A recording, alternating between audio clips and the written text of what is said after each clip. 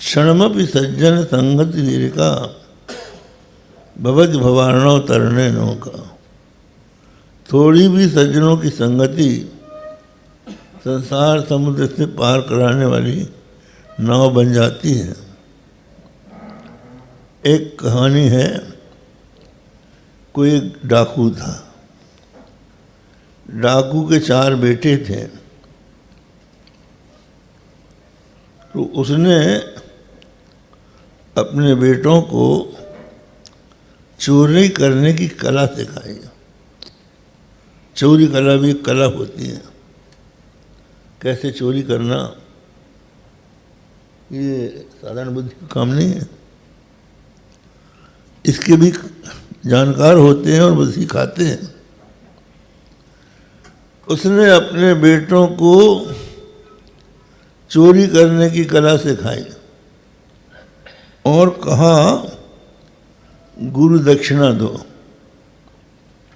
बोले कौन सी दक्षिणा? बोले सत्संग में कभी नहीं जाओगे। अगर सत्संग में तुम पहुंच गए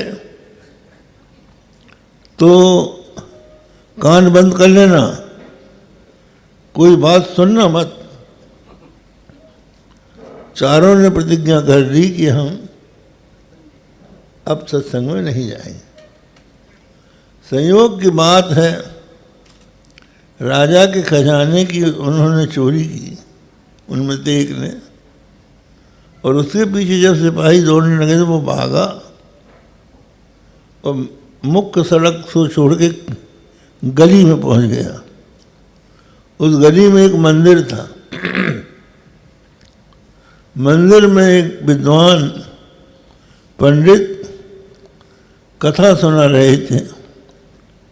वो कह रहे थे कि देवताओं की पलक नहीं झपती है और उनकी छाया धरती में नहीं पड़ती है। वो पहुंचा वहां, लेकिन देखा कि सामने सत्संग हो रहा है। पिताजी ने कहा था कि सत्संग में मत जाना, और पहुंचाओ तो कान बंद कर लेना। कान बंद कर लिया उसने, लेकिन उसके पैर में कांटा गड़ गया। तो कांटा खोलने निकालने के लिए जैसे कान खोले, ये उसके कान में पड़ गया कि देवताओं की पलक नहीं गिरती है और उनकी छाया नहीं पड़ती। अब उसके मन में बात बैठ गई है, वो निकलती है। कान में जो बात पहुंच जाएगी वो कैसे निकलेगी? कुछ काल के बाद चोरी बढ़ती गई, चोरों का पता ही न लगे। राजा के ऊंट की चोरी हो गई। राजा ने सबको बुलाया और कहा, भाई जो चोर का पता लगा देगा उसको हम आधा राज दे देंगे, लो बीड़ा उठाओ। एक वेश्या ने बीड़ा उठा लिया। अब वो वेश्या बड़ी दीनहीन और निर्धन बनकर घर घर घूमने लगी। चोर तो चोरी करके आराम कर रहे थे, घर की औरतें थीं। ऊंट को मार के चोर के घर में उनका मांस बना था।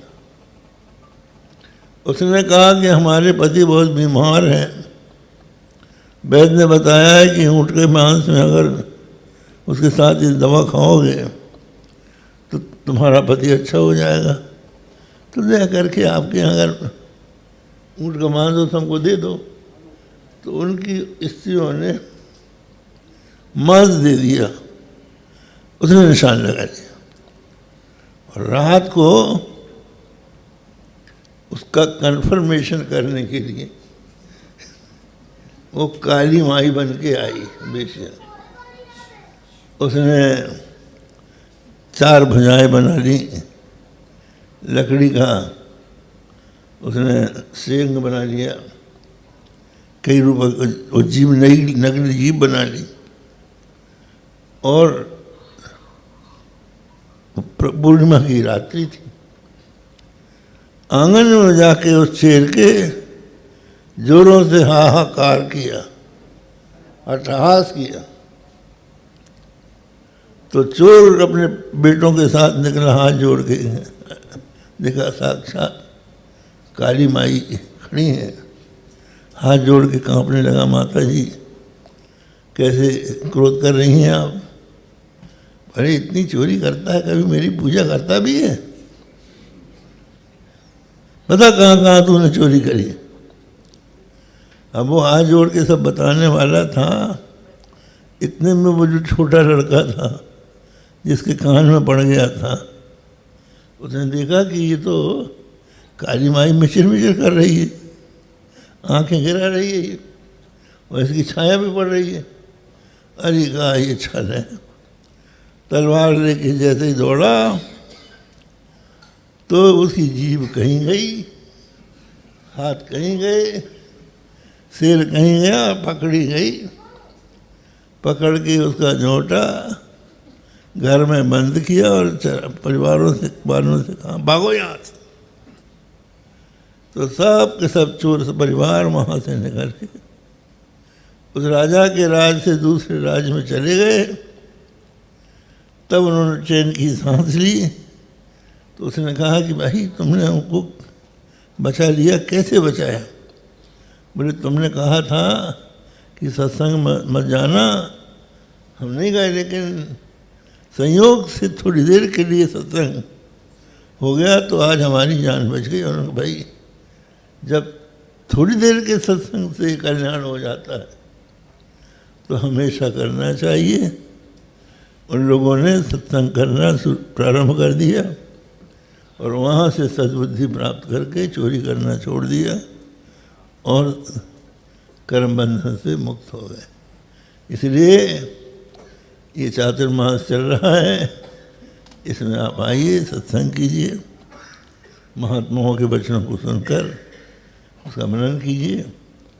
शंकराचार्य ने ही तो कहा है कि क्षणमात्र की सत्संगति भी संसार सागर से पार कर देती है। तो इसका अर्थ हम फिर बताएंगे। अभी प्रवचन यहीं समाप्त करते हैं। श्री राम जय राम जय जय राम।